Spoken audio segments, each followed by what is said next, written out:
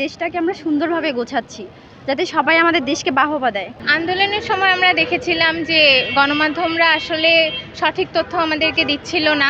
শুধুমাত্র কয়েকটা চ্যানেল বাদ দিয়ে বেশিরভাগ চ্যানেলই আমাদেরকে সঠিক তথ্য এবং সঠিক ইনফরমেশনটা দিচ্ছিল না। এই জন্য আমরা মনে করি যে স্বাধীন দেশে স্বাধীনভাবে বাকস্বাধীনতা যেহেতু সবারই আছে, গণমাধ্যমরাও সঠিক তথ্য জনগণদের কাছে পৌঁছে দিবে এবং এই জন্যই আমরা এই আইডিয়াটা নিয়ে আর কি ওয়ালের মধ্যে করতে চাচ্ছি, যেন যারাই যাবে তারাই দেখবে এবং মনে মনে ধারণাটা নিবে যে হ্যাঁ, এইবার বাকস্বাধীনতা যেহেতু আছে, সব গণমাধ্যমই আমাদেরকে সঠিক তথ্যটা প্রোভাইড করতে পারবে। আমরা ধর্মনিরপেক্ষ বাংলাদেশ চাই।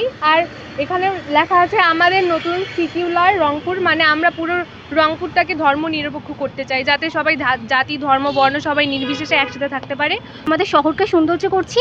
আর আমরা যে ৩৬শে জুলাই আমাদের যে এতজন মানুষ মারা গিয়েছে, এগুলো মূলত বিপ্লবী ধারণায়। আর আমরা এটাও ফুটায় তুলতে চাই যে আমরা আমাদের দেশকে আরও দূরে এগিয়ে নিয়ে যাব। স্বাধীনতা আনছি, এখন সংস্কারও করতে হবে। যতদিনে রংপুর শহর সুন্দর করতেছি ততদিন এই কাজ চলবে।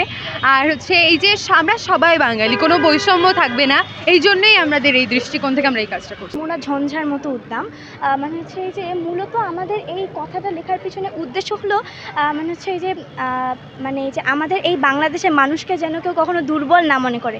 মানে এই যে আমরা যে সব পারি, মানে হচ্ছে এই যে মানে এই আমরা যে আমাদের রক্ত দিয়ে যে মানে এই বাংলাদেশটাকে যে আবার হচ্ছে মানে এই যে দ্বিতীয়বারের মতো যখন আমরা স্বাধীন করেছি, যা যা দেখেছি, যা যা হয়েছে, আমরা সেগুলো ওয়ালে রঙের মাধ্যমে তুলে ধরার চেষ্টা করছি।